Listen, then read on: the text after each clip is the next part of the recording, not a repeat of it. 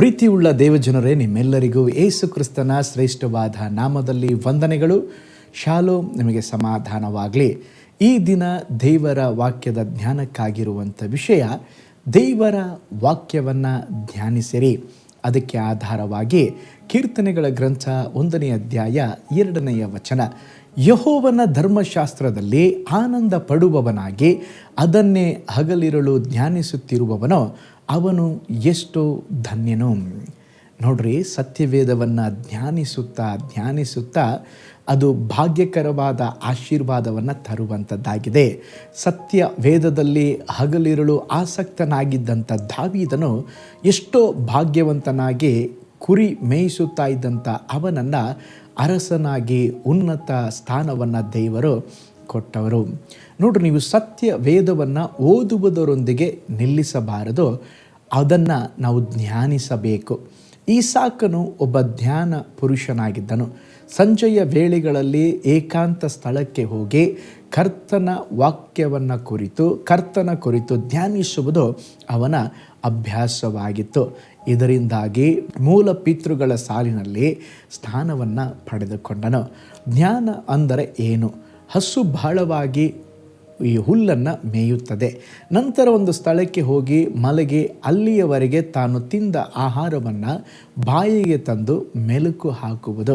ಈ ರೀತಿ ಮೆಲುಕು ಹಾಕುವುದು ತಿಂದ ಆಹಾರ ಜೀರ್ಣವಾಗಲು ಅದು ಸಹಾಯ ಮಾಡುತ್ತದೆ. ಅದೇ ರೀತಿ ಓದಿದ ಸತ್ಯ ವೇದ ವಾಕ್ಯಗಳನ್ನು ನಮ್ಮ ಮನಸ್ಸಿನಲ್ಲಿ ಇಟ್ಟುಕೊಂಡು ಚಿಂತನೆ ಮಾಡುವುದೇ ಧ್ಯಾನವಾಗಿದೆ. ಪ್ರಿಯರೇ, ನೀವು ಸತ್ಯವೇದವನ್ನು ಓದುವಾಗ ಕರ್ತನ ಮಹತ್ವಗಳನ್ನು, ಮಹಿಮೆಯನ್ನು ಅರಿಯುವಿರಿ. ಬಾಧ್ಯವಾಗಿಸಿಕೊಳ್ಳಬೇಕಾದ ವಾಗ್ದಾನ ವಚನಗಳನ್ನು ನಿಮ್ಮದಾಗಿಸಿಕೊಳ್ಳ್ರಿ. ಕರ್ತನು ಯೆಹೋಶುವನನ್ನು ನೋಡಿ ಹೇಳಿದರು, ಈ ಧರ್ಮಶಾಸ್ತ್ರವು ಯಾವಾಗಲೂ ನಿನ್ನ ಬಾಯಲ್ಲಿರಲಿ, ಹಗಲಿರುಳು ಅದನ್ನು ಧ್ಯಾನಿಸುತ್ತಾ ಅದರಲ್ಲಿ ಬರೆದಿರುವುದೆಲ್ಲ ಕೈಗೊಂಡು ನಡೆ, ಆಗ ನಿನ್ನ ಮಾರ್ಗದಲ್ಲಿ ಸಫಲನಾಗುವಿ, ಕೃತಾರ್ಥನಾಗುವಿ.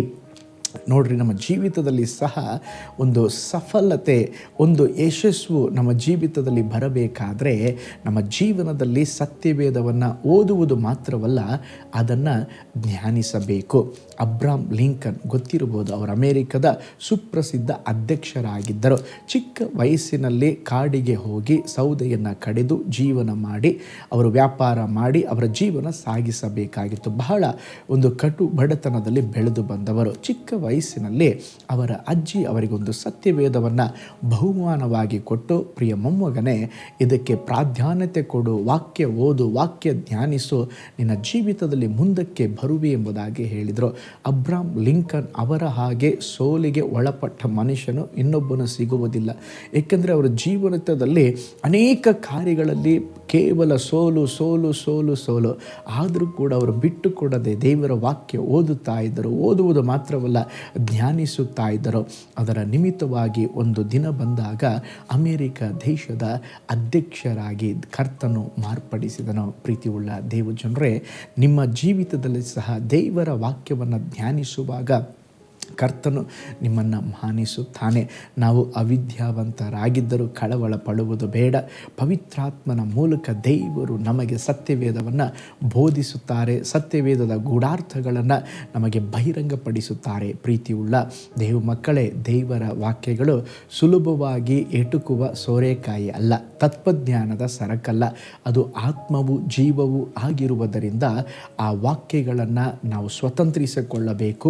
ದೇವರ ವಾಕ್ಯಕ್ಕೆ, ಸತ್ಯ ವೇದಕ್ಕೆ ಮೊದಲ ಸ್ಥಾನ ಕೊಡಬೇಕು. ಅದಕ್ಕೆ ಕೀರ್ತನೆಗಾರನ ಹೇಳ್ತಾನೆ, ನಿನ್ನ ನುಡಿಗಳು ನನ್ನ ನಾಲಿಗೆಗೆ ಎಷ್ಟು ರುಚಿಯಾಗಿವೆ. ಒಂದು ನಿಮಿಷ ಕಣ್ಗಳನ್ನು ಮುಚ್ಚಿ, ದೇವರೇ, ನಾನು ನಿನ್ನ ವಚನವನ್ನು ಓದುವುದು ಮಾತ್ರವಲ್ಲ, ಧ್ಯಾನಿಸಬೇಕು. ಹಗಲಿರುಳು ಅವ ಕಾರ್ಯಗಳನ್ನು ಕೈಗೊಂಡು ನಡೆಯಬೇಕು. ನನಗೆ ಸಹಾಯ ಮಾಡ್ರಪ್ಪ. ನನ್ನ ಜೀವಿತದಲ್ಲಿ ಇನ್ನೂ ಆತ್ಮಿಕವಾಗಿ ಬೆಳೆಯುವುದಕ್ಕೆ ನಿಮ್ಮ ವಾಕ್ಯಗಳು ನನಗೆ ಸಹಾಯ ಮಾಡಲಿ. ನಿಮ್ಮ ವಾಕ್ಯಗಳು ನನಗೆ ಬೆಳಕನ್ನು ಚೆಲ್ಲಲಿ ಸ್ವಾಮಿ. ಆ ವಾಕ್ಯ ಓದುವಾಗಲೇ ನನಗಿನ್ನೂ ಆಸಕ್ತಿಯನ್ನು ಕೊಡಪ್ಪ.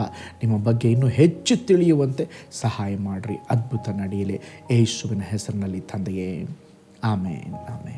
Price the Lord. ಕರ್ತನು ನಿಮ್ಮನ್ನು, ನಿಮ್ಮ ಕುಟುಂಬವನ್ನು ಧಾರಾಳವಾಗಿ ಆಶೀರ್ವದಿಸಲಿ. May God bless you all.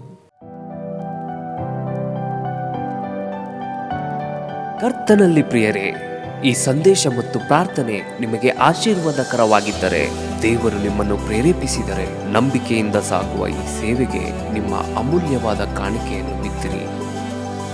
ಪ್ರೀತಿಯ ದೇವಜನರೇ, ವಾಯ್ಸ್ ಆಫ್ ಹೋಪ್ ಮಿನಿಸ್ಟ್ರಿಯ ವತಿಯಿಂದ ಕೋರಮಂಗಲದಲ್ಲಿ ಪ್ರತಿ ಭಾನುವಾರ ಬೆಳಿಗ್ಗೆ 9:30ಕ್ಕೆ ಕನ್ನಡ ಆರಾಧನೆ ನಡೆಯುತ್ತಿದೆ. ಆತ್ಮಭರಿತವಾದ ಆರಾಧನೆ, ಮನಮುಟ್ಟುವ ಸಾಕ್ಷಿ, ಬಲಪಡಿಸುವ ದೇವ ಸಂದೇಶ. ಬನ್ನಿ, ನಮ್ಮೊಂದಿಗೆ ಭಾಗಿಯಾಗಿ ಕರ್ತನನ್ನು ಆರಾಧಿಸಿರಿ. ನೂತನ ತಿಂಗಳ ಆಶೀರ್ವಾದ ಕೂಟ ಪ್ರತಿ ತಿಂಗಳು ಮೊದಲ ದಿನ ಸಂಜೆ 7 ಗಂಟೆಗೆ. ಪ್ರತಿ ತಿಂಗಳು 2ನೇ ಶನಿವಾರ ಬಿಡುಗಡೆ ಉಪವಾಸ ಪ್ರಾರ್ಥನೆ ಕೂಟ ಬೆಳಿಗ್ಗೆ 10:30ಕ್ಕೆ. ನಿಮಗಾಗಿ ಪ್ರಾರ್ಥಿಸಬೇಕೆ? ನಿಮಗೆ ಯಾವುದಾದರೂ ಪ್ರಾರ್ಥನೆ ಮನವಿಗಳು ಇರುವುದಾದರೆ ಕೆಳಗಿನ ನಂಬರಿಗೆ ಕರೆ ಮಾಡಿ ಅಥವಾ ವಾಟ್ಸಪ್ ಮಾಡಿ. ಈ ಆತ್ಮಿಕ ಸಂದೇಶಗಳು ನಿಮಗೆ ಆಶೀರ್ವಾದಕರವಾಗಿದ್ದರೆ ಲೈಕ್ ಮಾಡಿರಿ. ಇಂಥ ಅದ್ಭುತ ಸಂದೇಶ ಪ್ರತಿದಿನ ನೋಡಲು ಬಯಸುವುದಾದರೆ ಸಬ್ಸ್ಕ್ರೈಬ್ ಮಾಡಿ ಹಾಗೂ ಇತರರೊಂದಿಗೆ ಶೇರ್ ಮಾಡಿರಿ. ಕರ್ತನು ನಿಮ್ಮನ್ನು, ನಿಮ್ಮ ಕುಟುಂಬವನ್ನು ಆಶೀರ್ವದಿಸಲಿ.